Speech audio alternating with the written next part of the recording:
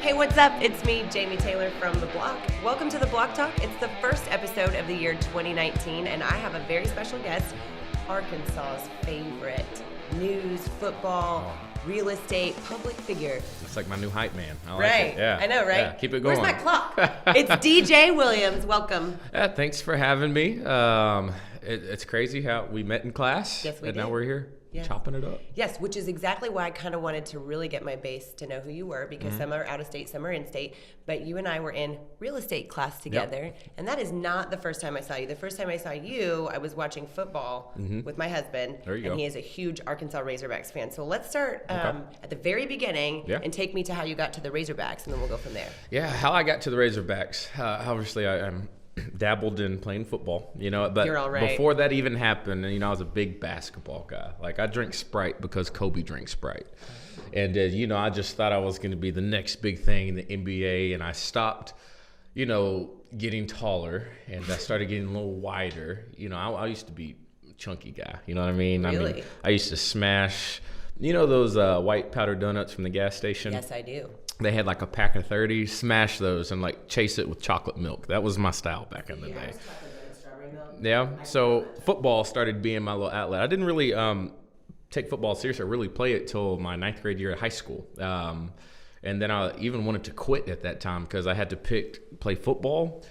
And if I did that, I couldn't be in the band, because I'm a big band guy. You know what I mean? What instrument? I was percussion, and I played the keyboard in the jazz band. That is So I awesome. couldn't do both, because at the time where I had to go to practice to either one. So my mom said, give football a try. If you don't like it, I'll make an excuse and help you quit. And so that happened. What a cool mom. And she wouldn't let me quit. So I'm glad she didn't, because now it turned out to be something good. Got offers, started coming in. I was just like, wow, these people actually think I'm good at this sport. Then I actually started trimming up a little bit, started to, get a little bit more workouts in.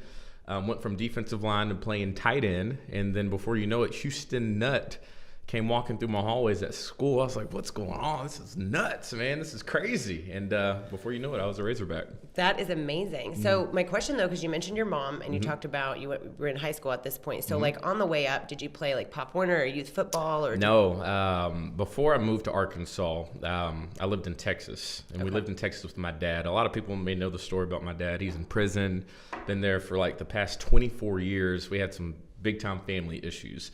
But mostly, he always taught me how to play basketball. So it was just basketball, basketball, basketball. He really didn't even want me to dabble in football. And, I really wasn't mad about it, because I just love playing basketball. Right. But after some things popped up that forced us to get out of a bad family situation and move to Arkansas, man, I really didn't have too many father figures in my life. I could only find them via sports in the form of coaches. Right. I have good ones, I've had bad ones, but I really started to latch on to these men and great role models and, teach me how to become a man and have good character. And it just happens to be one of my favorite coaches. Yeah, I hate saying this because I love them all. Yeah. But happened to be a guy named Tim Perry, who was the football coach at CAC where I went to high school. Yeah. And so that's where I really gravitated to staying and sticking with football. Oh, I just got goosebumps everywhere because my son goes to CAC and we just went to 6th grade adventure where you go to Mustang Mountain and you learn about the coaches. Mustang Mountain. Oh yeah, back to that later. So so that tells me you moved to Arkansas. Is your mom? So your mom were you single mom situation? She was single mom situation. We moved here to get out of a domestic violence situation. So we stayed at a shelter for women and children who needed to get out of a bad spot. So it was me and my middle sister Vanessa. Our oldest sister Valerie, she was a little older and she had a kid already, stayed behind in Texas. So we stayed in the shelter until my mom could get back up on her feet. Then we got our first house off the Levy exit in North Little Rock, and ever since then just been moving 1,000 miles an hour in the right direction. Right. That is so inspiring, and this is one of the reasons I don't ever prep for an interview, because There I you like go. to find out from you directly kind of how your story went, and I really like that, because I'm just inspired by the fact that your mom had to pick up and then raise you kind of on her own and your sisters, put you through school, a private school, make sure that you've got all these things around you to build you up and give you faith and teach you to be a man, and boy, it sure worked, didn't it? Yeah, it did work, and that's my favorite thing. I do a lot of school talks. I'll go and talk to all these corporations, and a lot of people already somewhat know me just from the personality on TV or playing sports. But then when I dig down into like saying, well, before I got here, listen to this. Right. And these kids are just like, what? Yeah. You know what I mean? couldn't put two and two together. And I really like showing the separation of like these kids that fall victim to this idea of I'm a product of my environment. You know, if my dad did drugs, if my dad beat my mom, if my dad's in prison, then I'll most likely follow in those footsteps as well. And a lot of people believe that. And that's just ludicrous to me, because I think we all are born with a sense of what's right and what's wrong. Because I remember watching all those terrible moments when we were younger, and at no point I was like saying this is right. You know, I knew it was wrong from the get-go, and I know I didn't want that life. So I made the choices and decisions to put me where I am today. Yeah. So you're speaking to me in you have no idea what you're saying right now to me, because I'm a single parent who has been raising my son after, a situation that kind of forced us to start over. There you go. Look at this. When Two he peas. was, right. So when he was 4 years old, I kind of knew, came from a product of, there's not a lot of faith. I don't really know where to start. And so I just I put him in Christian school, because I thought, well, if I don't give it to him, he'll get it here. Yeah. And in time, that ended up turning my whole life the opposite direction. And it's funny, because I'm just totally blown away, because it's a very similar story, and I can relate, because domestic violence is something kids deal with all the time. And sometimes it's not domestic violence physically. Sometimes they're dealing with emotional abuse. It's a big mental thing. And I think that happens more often than not. And it goes both ways. It's not just, men towards women. Sometimes it's women towards men. But I'm glad you put your son in that environment, in a Christian school. He better play for the Razorbacks. No, I'm just kidding. He's set up to do it, But one thing I did learn, I'm a big man of faith. And, growing up in those situations, going to church just wasn't like it. If we did go, I just went because I think this is what people do. Right. I wouldn't say, I was a believer. But even after all of that, and start surrounding myself with these coaches and role models, and at some point I remember asking myself, like, why are they, going out of the way to do nice things for me? And I was kind of hesitant at first, because I wasn't used to having a male figure in my life sacrifice so much. My father's just selfish, when you look at the fundamental issue, and insecure in so many ways. And these coaches, would just go above and beyond for me. And not just me. I would say I stood out a little bit in the athletic department of it. Right. But they were like that with every single kid on the football team. If they were a starter or if they were a bench warmer, it didn't matter.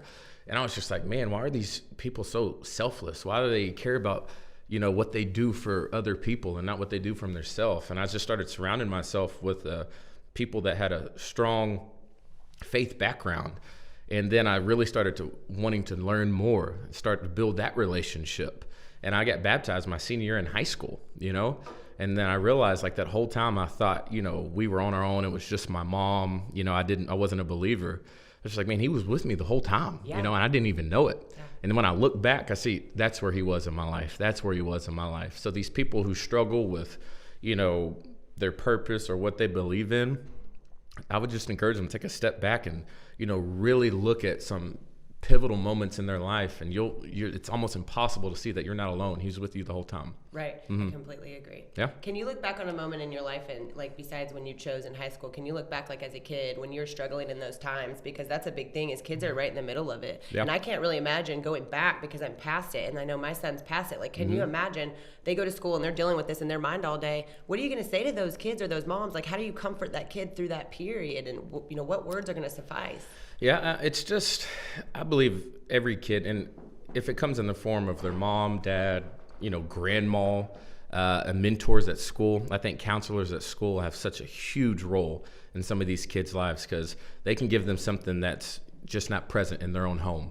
And just to sometimes trust and have somewhat of a faith in knowing that some people out there actually have my best interest at heart. And for some kids, it's so hard for them to trust people, because they'll get let down. And I think that's encouraging to some kids, because, like, it shows you the true value of people who won't let you down, Right. And so, I would just say, I've been there before. It's so hard to open yourself up after you've been damaged like that so much. But sometimes just say, you know what, let your guard down and see what happens. Find the one person you can trust. Yeah. Trust them. So all the way through this, you get baptized, you move in this new way of life. You are so happy and excited, and you are recruited straight onto the Arkansas Razorback football team. Yeah. And so tell me from there how you got here. Yeah, so freshman year, I was just like a deer in headlights. I remember Us that. too. Yeah, walking out. There he goes. Yeah, walking out, running out of the A for the first time. It was nuts because, I'm standing next to Darren McFadden and Felix Jones. I'm fanboying the whole time. Yeah, I was just like, right oh my now, gosh, so. And then I remember first kickoff, I was just like, I might get killed out here. I mean, it's crazy. So it was pretty fun, and it's exciting in that you can't really describe that feeling unless you've been there before. And then we had a coaching change and a little adversity hit. I loved Houston Nutt. And then we had a guy named Bobby Petrino come in. And we were just not on the same page. Because you got to think, my comfort level came via relationships I had with coaches. These are my father figures. Right. Petrino was not that person at all. All right. But he had an interesting way of how he reached his players. And so he came in, dog cussing, saying all this stuff. I'm like, what's this dude's problem? I'm trying to transfer to Ole Miss. I tried. I sat down, went to his office, said, I'm leaving the University of Arkansas. I talked to Houston Nutt, who's now at Ole Miss. And, Bobby was talking about it was going to be more difficult than I thought because you had to be released in order to play the next year. And that set out 2 years. And Houston was just like, give it a spring ball, see how that goes. And if you still want to transfer, do what's best for you. I was like, that's cool. And we had these workouts. They're called Full Metal Jackets. Full Metal Fridays, based off the movie Full Metal Jacket. So a little intense. I didn't know what to think. It was the first team workout with Bobby Petrino. And I'm in this sand pit, all right? And, before I get in the sand pit, we have a group of about 40 of us. They split us down the middle, 20 and 20. And we had a partner. And my partner was Lucas Miller. He played receiver at the University of Arkansas. But they split us up at the beginning of the workout, put them in one room, and put us in a completely different part of the indoor arena. And we started off in the sand pit, and we had these sleds, and they were weighted down behind us. And I see a couple people go, and they get real tired. I was like, oh, that's going to be tough. Yeah, that'll be tricky. It's my turn. I put on the sled. I'm like, I'm going to kill this, make a good first impression. Well, the bozo before me slanted the sled down just a little bit to where when I took off, it dug underneath the sand. Oh, no. And so I looked back. I was like, oh, let me go put this on top of the sand. I reached to, take my little strap off, and I hear, this voice come out of nowhere, but it was, compiled of an arrangement of cuss words I've never even heard put together before. It was impressive. I'm not even sure what was going on.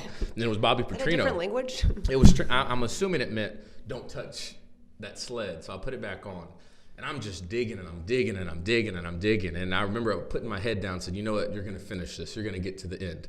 So I closed my eyes and legit gave it everything I had to where, I'm starting to sweat. It's stinging in my eyes. My legs completely go out. And I open my eyes and move maybe 5 yards. It's unreal. I got 35 more yards to go. This is a 40-yard long pit. So long story, very short, after my teammates literally grabbed me by the arms and I mentally checked out and completely gave up because I just knew this wasn't possible.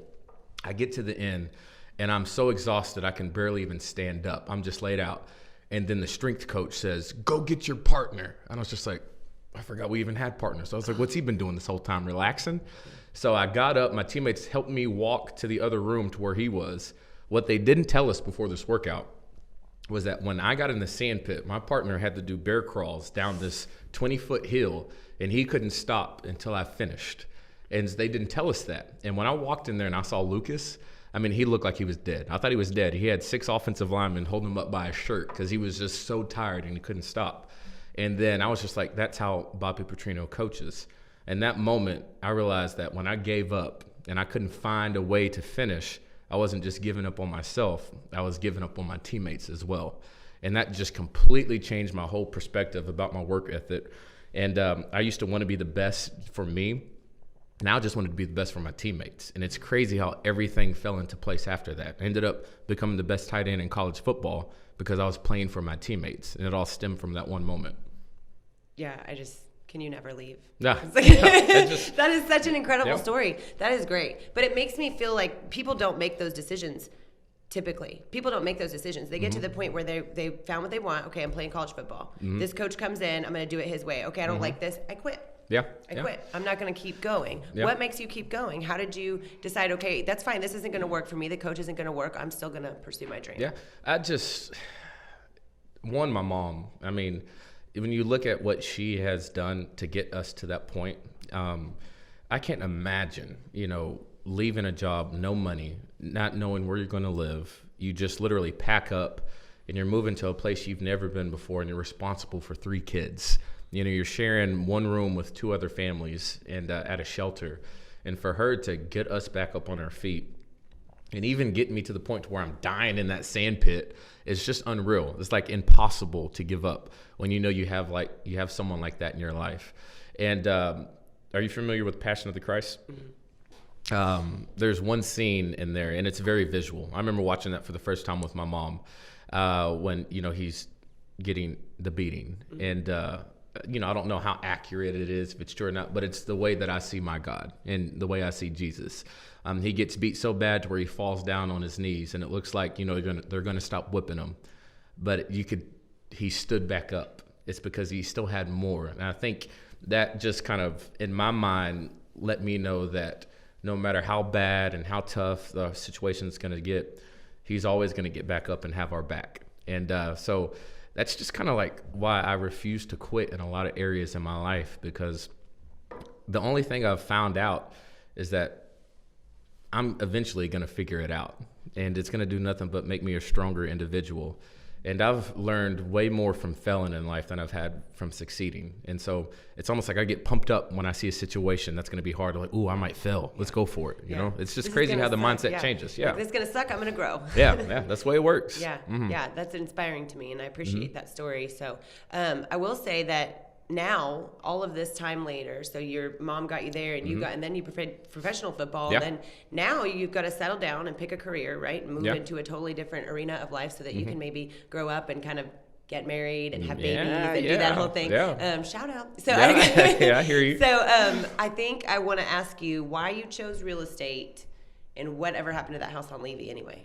Oh yeah, so I drive by it every once in a while. There used to be a rope swing in the front yard, and they took the rope swing down. But I remember our first night in that house at Levy. We didn't have any furniture. When we finally got it, we just was like, we have a place of our own. No furniture, anything. But my mom took us down to the CD warehouse. I think it's right where the Rallies is on JFK and whatever that is going up to the hill. I know exactly where the Rallies is. Yeah. There was the CD warehouse, and I bought like the Boyz II Men or Genuine CD. I can't remember which one it was. And my sister she bought Christina Aguilera. So we listened to Genie in a Bottle the first night in that house. And so every time I hear it, I get emotional. They're like, why are you getting emotional when you hear Genie in a Bottle? You should see what happens when I hear In Those Jeans. It's a good one. So like, I still drive by the house, so many good memories, and it's crazy how that felt like a home, and there was not even furniture in it. It was just a place that we felt safe we can call our own.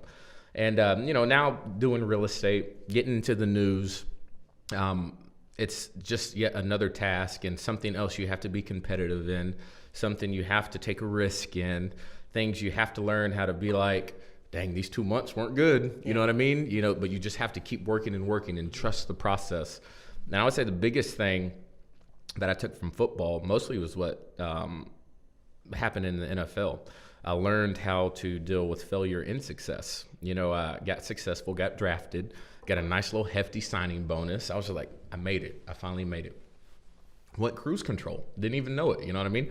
And so like, I'm over here trying to figure out, dang, these people, it's becoming a little bit harder to keep up. I'm not getting as many reps as I want. And then I got cut my third year. I was like, man, what happened? It must be politics. I got picked back up by the Jaguars. That was horrible. All right. And so 8 weeks later, we get back from London after playing the 49ers. I get called into the coach's office. He's like, DJ, man, you've been doing great, but we're going to need you to get your stuff. We're going to cut you. I'm like, Dad, gum. What's going on?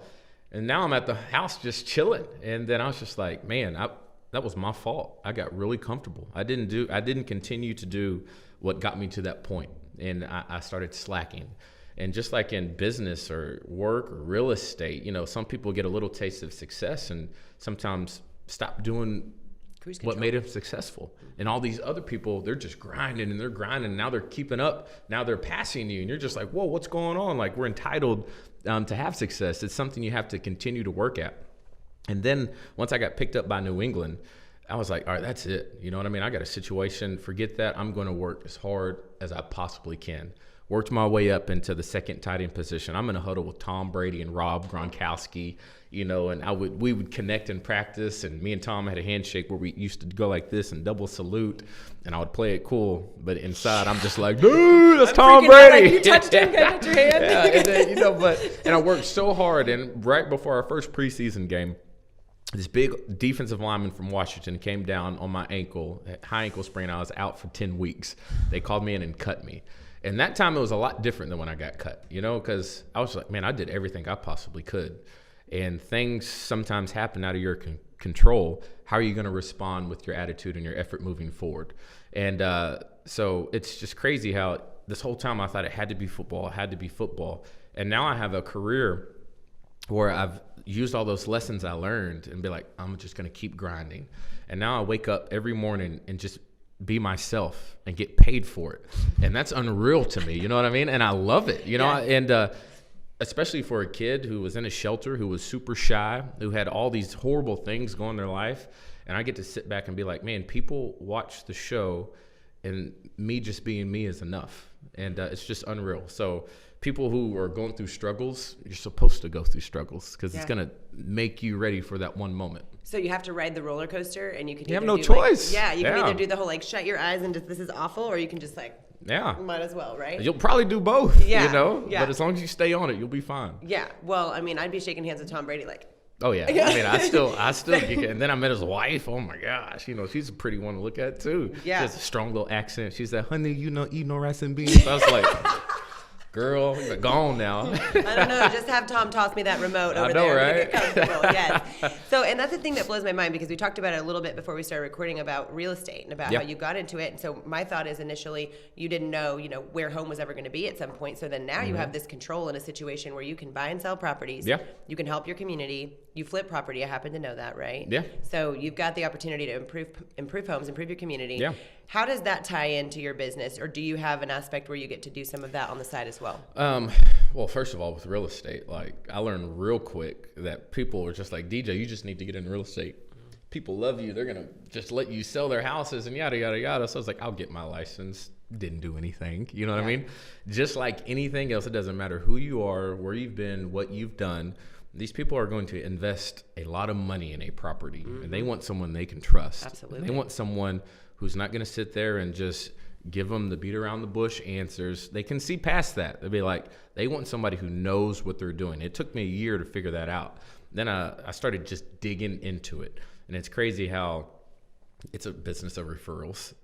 Every time my clients are just like, we thought it was going to be hard, this whole home buying process.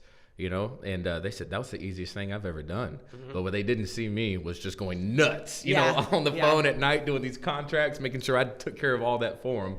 Ever since that started happening, business really started taking off. And then it's crazy because, living in a shelter, you know what I mean? And moving into that home for the first time, I know that feeling it is when somebody gets a new home. And I was just like, man, I get to give this to people. You know what I mean? And it makes me just love it. I think you should start giving away the Christina Aguilera Genie in the Bottle album as a closing for gift. A closing gift? I think it would be great just so they can hear that track. Yeah, they may look at me like, I don't know what this kid's got going on, but we'll listen to it. Yeah. It's a special thing. But that's the thing is I appreciate that about you getting into this industry because that's kind of for me, I grind kind of on the other side of things and we know my story. This is amazing. I really just cannot believe that you've chosen this career. And so I guess my thought is, and this is kind of just what I've been thinking for the past few months, is real estate's allowing us a platform to go into communities and talk to people because people do love you and they do want to hear what you have to say. And you have the opportunity to say, hey, by the way, if you want to own a home, this is how you do it. This is where you get credit. This is where you earn, and you kind of go from there and coach them up. Have you seen from the time that you've spent in real estate, and how many years have you been in? Just 3 years now. Okay, Just hitting 3 years. Still a rookie. Yeah, still a little rook. Yeah. Learning my ways. Yeah, well, I did what you did. I got the license and held it for a while. So I'm like a 6-year rookie. It you happens. know what I mean? Yeah, it happens. But anyways, what I was going to say is, so how do we start, at least with some of the problems in Little Rock? And we're talking about throughout the entire city, there are multiple vacant homes, and there's not even a specific area. There's lots of things that are boarded up. We have a new mayor. We have all these new things that are supposed to be going on in the city. We as professionals, where do we start? I think it's just educating the people. I'm surprised about how many people just in normal situations in life when we're doing real estate transactions, I'm representing a buyer, right? And they're like, okay, so I pay you the 6%, right? And they pay their agent the 6%. I was just like, no, like it's 12%. Sounds nice, you know what I mean? It's like, well, what about this? What about this? It's just so many things in real estate. And real estate's a really good investment, you know what I mean? For, you know, people to put themselves in good financial situations. And there's just so much they don't know of it, you know, how they could take advantage of it. Mm-hmm. And even people who really care about the city, who have the means to maybe go into Little Rock and these places with these boarded up places and invest in that community. And it's just crazy when you can give to a community that doesn't have much, how they'll hold on to it, you know? And I've seen that just because I've grown up in inner city Little Rock, grown up in these houses with people who have absolutely nothing. When you give them something and show them that, hey, we can have nice things too, they will find a way to hold on to it. Yeah. And I think some people just think it's sad that, you know, well, it's their fault they're in these situations, or if they want a better life, then they can just, you know, get up, work hard. For the most part, yeah, I get it. I understand. You know, but some people are just dealt a really poor hand, and and they can't do anything about it. Because I couldn't imagine where we would be without that if we didn't have people lend out a hand to us. You know what I mean?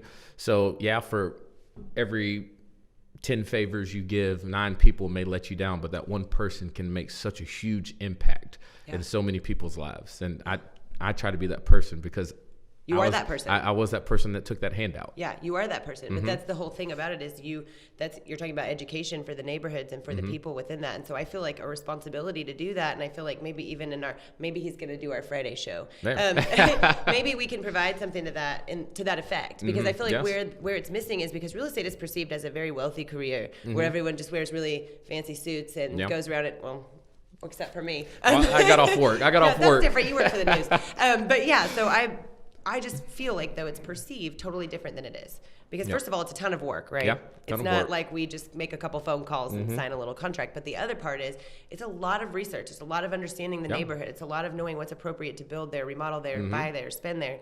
And so how do we give them that education? I mean, I guess we could podcast it or produce it. But, I mean, what is the thing that they need? I mean, do they need education on lending? Do we need to start, you know, even before that? I think lending and figuring out there are ways to get help, you know, for people some people just think the idea, me buy a home? No way. You know, there are ways, but it just comes with you being extremely responsible, you know?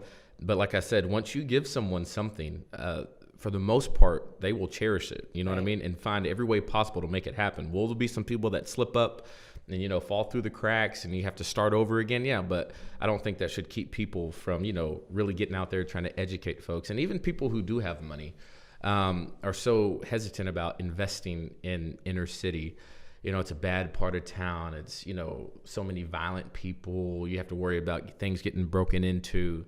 I mean, that's anywhere. And, you know, and most of the people that say that have never even been there and met these people. You know what I mean? Right. And so it's just, I think from both ends, from people on the very, you know, back against the wall spectrum and people who have everything and more, to just educate themselves, you know? And now the tricky part is, how do you go about doing that? Like you've been asking. And I think it just starts with, you know, doing stuff like this, putting it out there in mainstream. Everything's on social media nowadays. And you know what I mean? That's the whole mission of the Block Talk is when we started this podcast originally, the goal was we're going to interview local people and we're going to get to know them and hear their story. And that's fun and everything. But what can we do with it once we have it, right? So we started to turn the direction of how do we actually take this and move it? And so meeting you and talking to you and hearing your story tells me that we have some work to do in the city together, especially because with the new mayor being like our age, we could like tweet him, you know what I mean? Or text him and be like, hey, you know, and I'm about to say social media has changed the game and it makes, you know, like I said, the hardest part is just getting the information out there. Right. Well, it's not as hard anymore because everybody has a phone in their hand. And, you know, so you say, where do you start? I think it starts right here with this conversation because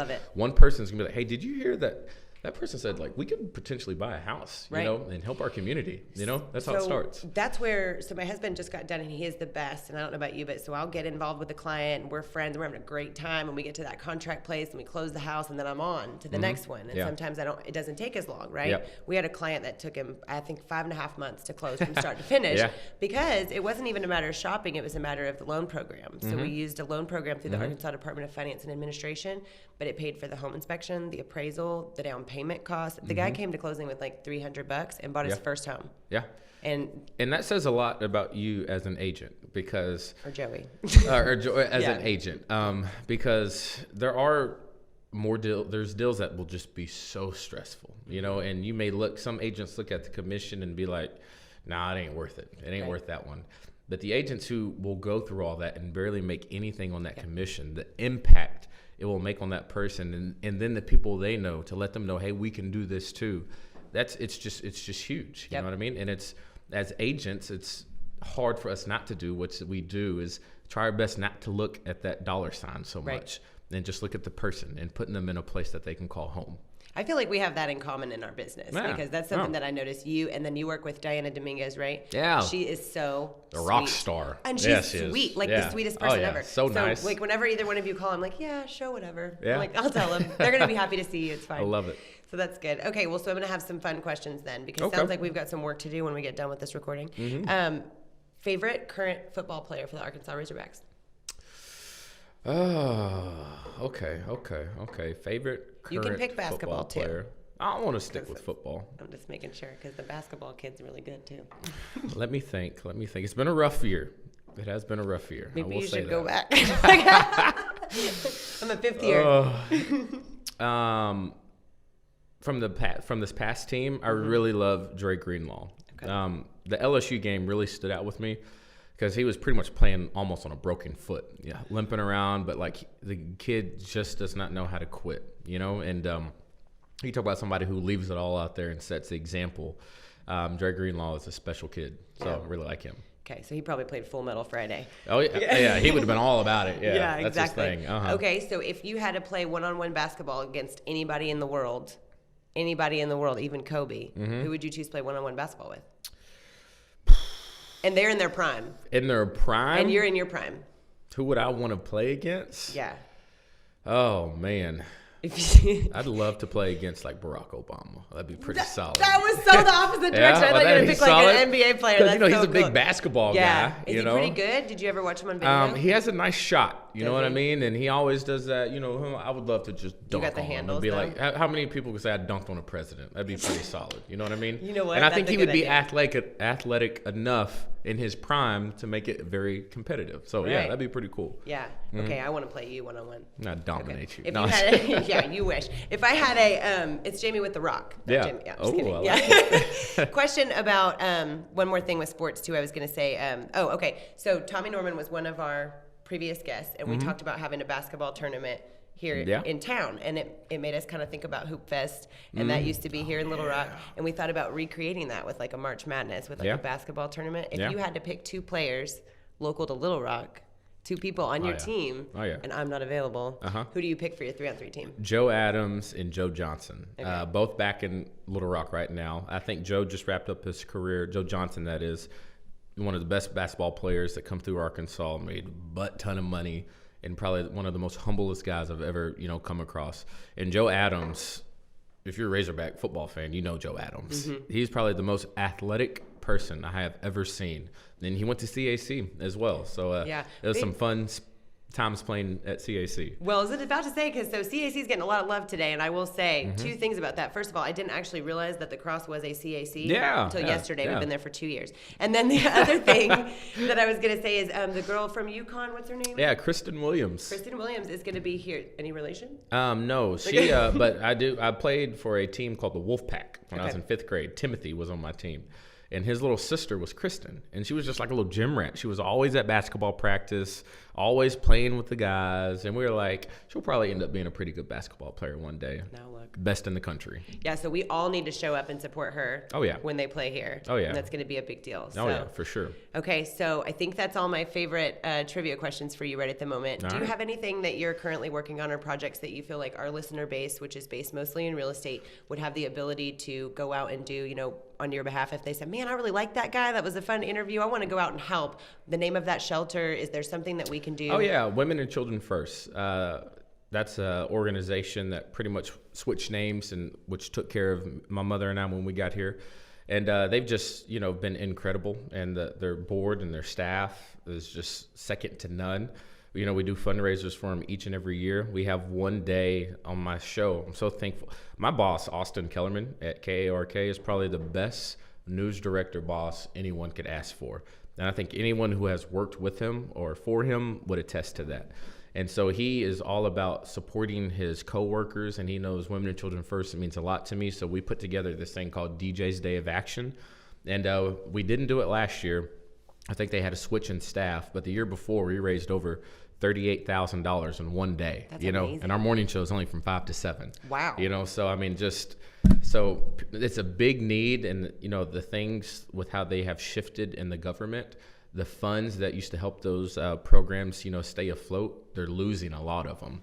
So just think if that were the case when I was a kid and my mom had nowhere to go. You know, forget about me playing football, forget about me being on the news. My mom would have been in a situation where she would feel like she had to stay around a man that could potentially not just kill her, but her children as well. So it's very important to me. So anybody listening, Women and Children First, big time organization, please feel free not just to donate money.